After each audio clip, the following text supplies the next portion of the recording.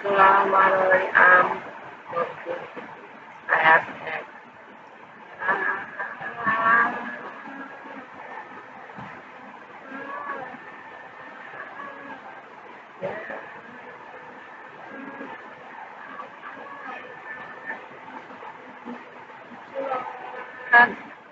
Ya তোমারও কোনো ধর্মী হলো তার দাস ডাকাতের প্রতি যখন সে তার রবকে নিভৃতে দেখেছিল, সে বলেছিল, আমার অস্তিত্ব দুর্বল হয়েছে, বাহ্যিক আমার মস্ত শুভ্র শুষ্ক হয়েছে।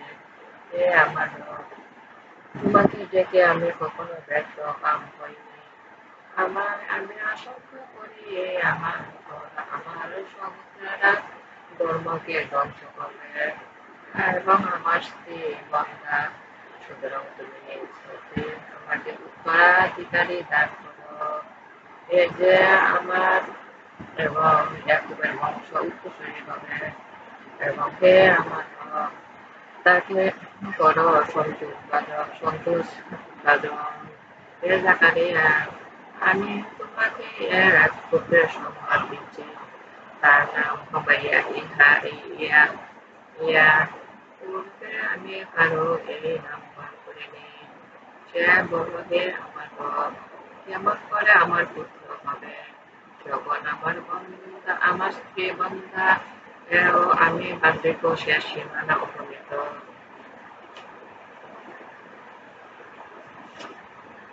তিনি বললেন, এরূপই হবে।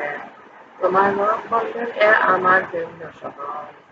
আমি তো তোমাকে সৃষ্টি করেছি যখন তুমি কিছু ছিলে না, কিছুই ছিল না। সে বললেন, আমার রব, আমাকে একটি চিহ্ন দান দাও। তিনি বললেন, তোমার চিহ্ন হলো তুমি সুস্থ অবস্থা, কারোর সাথে তিনি কথা বলবে না।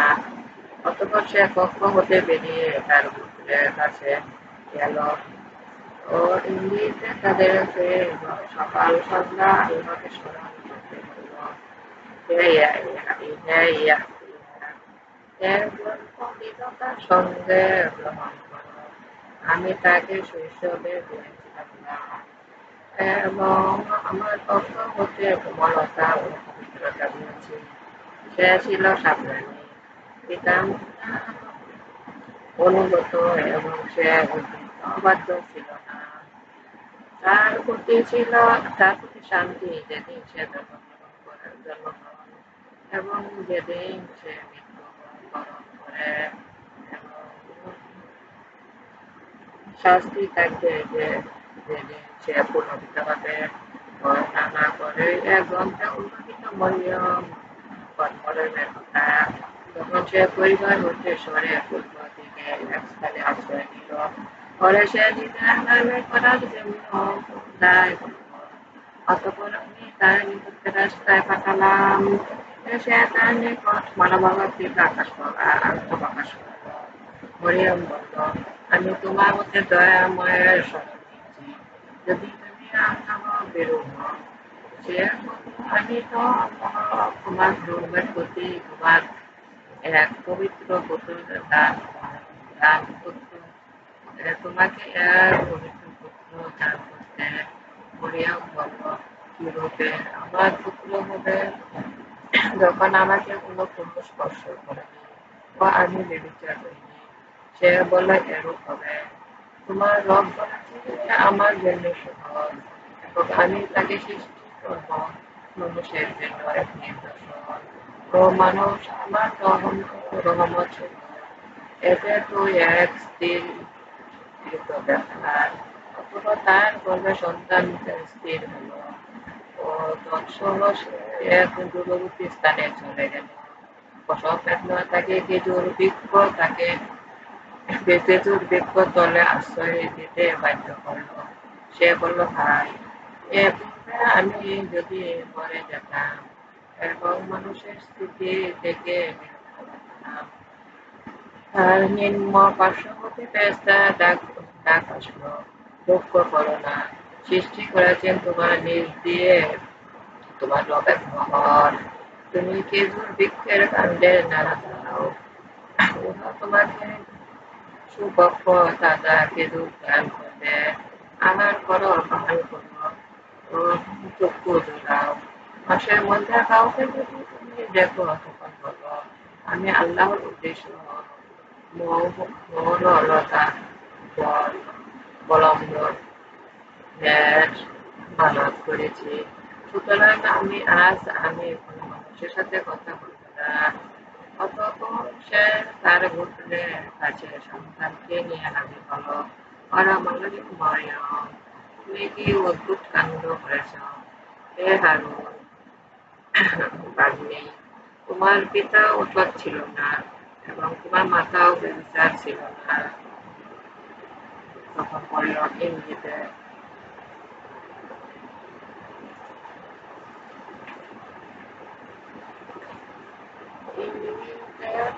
সন্তানকে দেখালো। ওরা বলল, কিভাবে হলে শিশুর সঙ্গে কথা বলবো?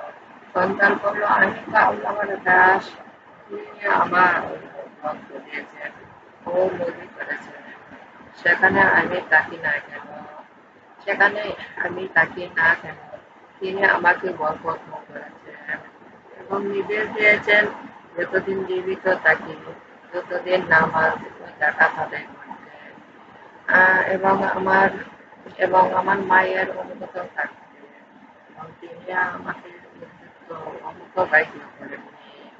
আমার প্রতি ছিল শান্তি যেদিন আমি জন্মেছি, ও শান্তি থাকবে আমার মৃত্যুকালেও, ওদের যেদিন জীবিত অবস্থা পূর্ণিত হতো। এই মরিয়মের পুত্র ঈসা এ সত্য যে বিষয়ে তোমরা বিতর্ক করবে। সন্তান গ্রহণ করা আল্লাহর কাজ নয়, তিনি পবিত্র মহিমাময়। তিনি যখন স্থির করেন তখন বলেন, বল, এবং তা হয়ে যায়। আল্লাহ আমার রব ও তোমাদের রব, সুতরাং তার উপাসনা করো, এটি সরল পথ। অথবা গণদের মধ্যে মহাতার ঐক্য সৃষ্টি করল। সুতরাং অবিশ্বাসীদের দুর্ভোগ মহাদিবস আগমনকালে ওরা যেদিন আমার নিকট আসবে, সেদিন ওরা কত স্পষ্ট শুনবে ও দেখবে, কিন্তু জালিমগণ আজ স্পষ্ট বিভ্রান্তিতে আছে। ওদের পরিতাপের দিন সম্বন্ধে সতর্ক করল, যখন সিদ্ধান্ত হয়ে যাবে। ওরা অসতর্ক এবং ওরা বিশ্বাস করবে না। পৃথিবী তার মধ্যস্থে সব কিছুই চূড়ান্ত মানে জানে, এবং ওরা আমার নিকট প্রস্তাবিত হবে। বর্ণনা করো এক গ্রন্থ উল্লেখিত ইব্রাহিমের কথা। সে ছিল সত্যবাদী ও নবী। যখন ইব্রাহিম তার পিতাকে বলল, হে আমার পিতা, যে শুনে না দেখে না এবং তোমার কোনো কাজে আসে না, তুমি তার উপাসনা করো কেন? হে আমার পিতা, আমার কাছে তো জ্ঞান এসেছে যা তোমার কাছে আসেনি, তাই আমার অনুসরণ করো, আমি তোমাকে সঠিক পথ দেখাবো। হে আমার পিতা, শয়তানের উপাসনা করো না। নিশ্চয়ই শয়তান দয়াময়ের অবাধ্য। হে আমার পিতা, আমি আশঙ্কা করি তোমাকে দয়াময়ের শাস্তি স্পর্শ করবে এবং তুমি শয়তানের সাথী হয়ে পড়বে। পিতা বললেন, হে ইব্রাহিম, তুমি কি আমার দেব-দেবীর মধ্যে বিমোহ করছ? যদি তুমি নিবৃত্ত না হও তবে তোমার তোমার হস্তাঘাতে হত্যা করব। তুমি চিরন্তর আমার হাত থেকে দূরে থাকো। সে বলল, তোমার উপর শান্তি বর্ষিত হোক। আমি আমার রবের কাছে তোমার বিজ্ঞাপন চাইব, তিনি যে আমার প্রতি মেহেরবান। আমি বিরত হচ্ছি তোমাদেরও আল্লাহর ব্যতীত যাদের উপাসনা করো তাদের হতে। আমি আমার রবকে ডাকবো, আশা করি এতে বঞ্চিত হব না। পরে সে তাদের আল্লাহ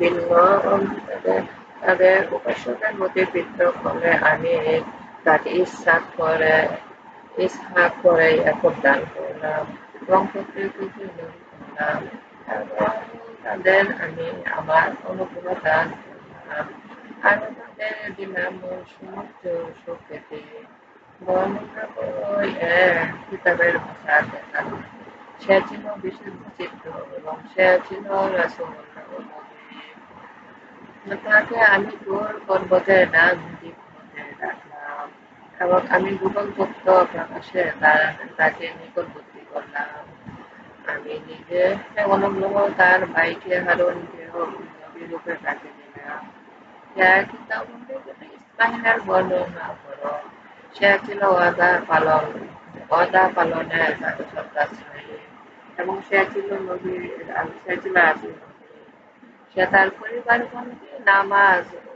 যাকাত আদায়ের নির্দেশ দিত এবং সে ছিল তার রবের সন্তুষ্টি বানানোর এবং যে উল্লেখিত ইতিহাসের কথা বর্ণনা করো সে ছিল সত্যবাদী নবী এবং আমি তাকে উচ্চ মর্যাদা দান করেছিলাম নবীদের মধ্যে যাদের আল্লাহ পুরস্কৃত করেছেন এরাই তারা আদমের বংশধর ও যাদের তিনি সাথে নৌকা আরোহণ করেছিলেন তাদের বংশধর ইব্রাহিম ও ইসরায়েলের বংশধর এবং যাদের তিনি নির্দেশ সঙ্গ মনোনীত করেছিলেন তাদের অন্তর্ভুক্ত তাদের কাছে করুণাময়ের আয়াত আবৃত্তি করে তারা সেটা লুটিয়ে পড়ত ও ক্রন্দন করত ওদের পরে এলো অপদার্থ কল্পবিগণ তারা নামাজ নষ্ট করল ও লালসায় পরবশ হলো তাই ওরা অচিরেই কুকর্মের শাস্তি ভোগ করবে কিন্তু তারা ব্যতীত যারা তওবা এবং বিশ্বাস ও সৎকার্য করেছে ওরা তো জান্নাতে ঢুকবে ওদেরকে কোনো জুলুম করা হবে না স্থায়ী ব্যস্ত অদৃশ্য বিষয় যার প্রতিশ্রুতি পূর্ণময় খান্দাসদের পেয়েছেন তার প্রতিশ্রুতি বিষয় আসবে সেখানে তারা শান্তি ছাড়া কোনো অসার ব্যাখ্য শুনবে না এবং সেখানে সকল সন্ধ্যা তাদের জন্য থাকবে জীবন উপকরণ এই জান্নাত আমার দাসদের মধ্যে সাবধানীদের অধিকারী বলল ইসরায়েল বলল আমি তোমার রবের আদেশ ব্যতীত আবেদন করি না যা আমাদের সম্মুখে ও পশ্চাতে আছে এবং যা যা দূর এর অন্তর্বর্তী থাকারই এবং তোমার রব কখনো ভুল করেন না তিনি আকাশ ও পৃথিবী তাদের মধ্যে যা কিছু আছে তারই রব তারই ঘোষণা করো এবং তার উপাসনায় ধৈর্যশীল হও তুমি কি তার সমাগম সম্পূর্ণ কাউকে জানো লোকে বলে মৃত্যুর পরে আমি কি জীবিত অবস্থায় প্রকটিত হব মানুষ কি স্মরণ করে না যে আমি তাকে পূর্বে সৃষ্টি করেছি যখন সে কিছুই ছিল না আমি তোমার রবের শপথ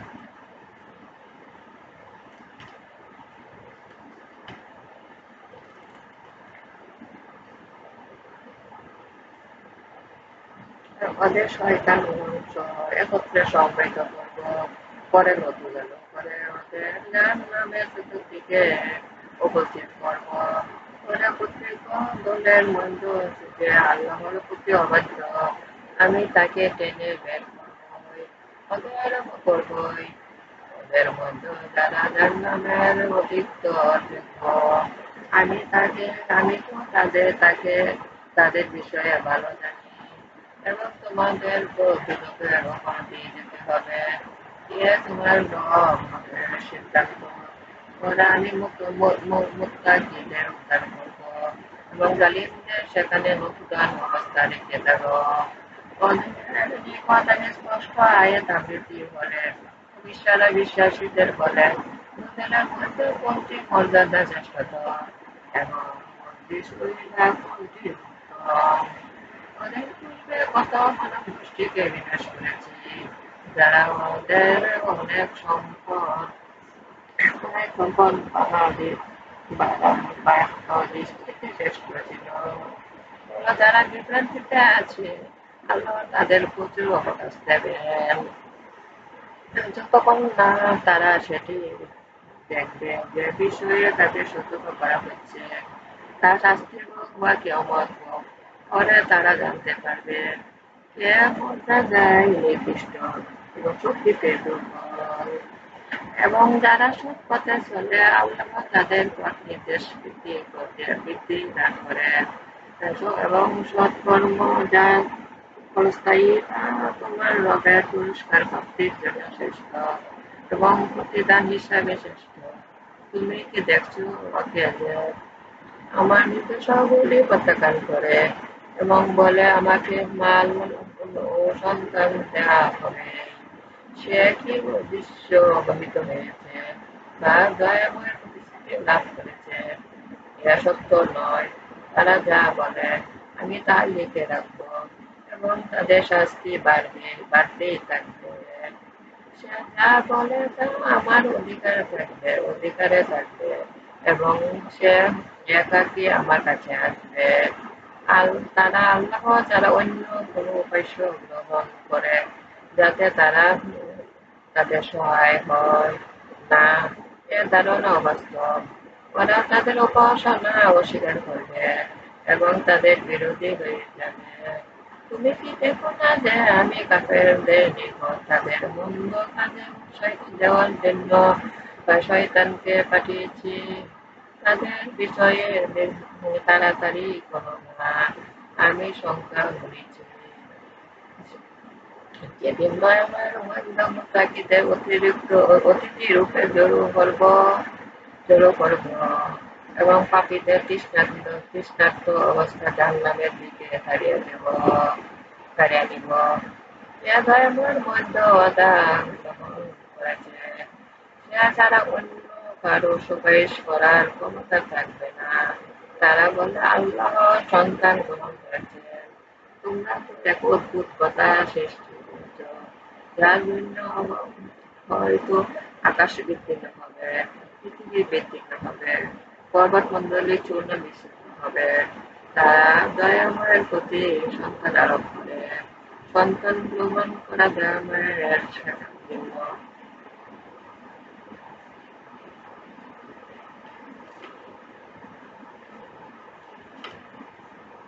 সুবর্ণ।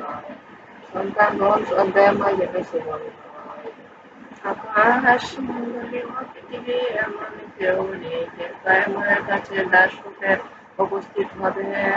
তার গান তাদের ঘিরে আছে এবং সকলে তার গণনায় আছে।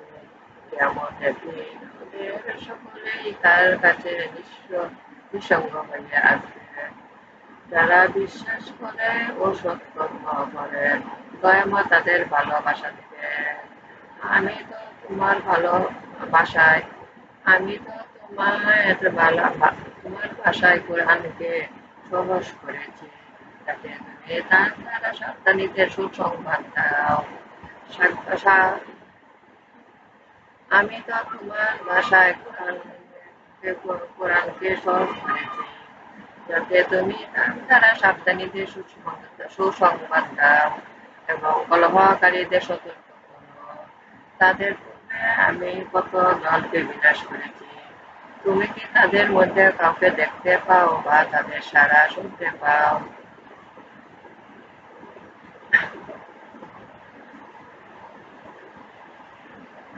আয়াত 98।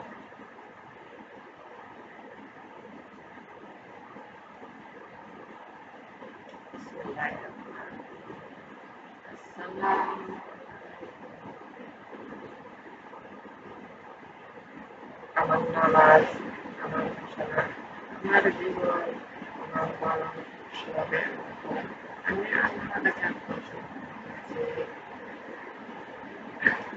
যে তুমি আমাকে একটা কল্যাণ দান করো, দুনিয়ার অগ্নিতে আমাকে রক্ষা করো।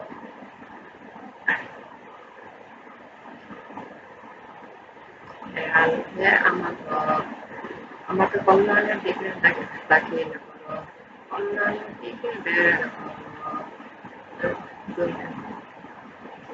তোমার সাহায্যের শক্তি আমাকে দান করো, তোমার শক্তি এসেছে মিথ্যা বিলুপ্ত হয়েছে। আগে আমার রব, আমার প্রিয় নবী হযরত মুহাম্মদ সাল্লাল্লাহু আলাইহি ওয়াসাল্লাম। বিসমিল্লাহির রহমানির রহিম।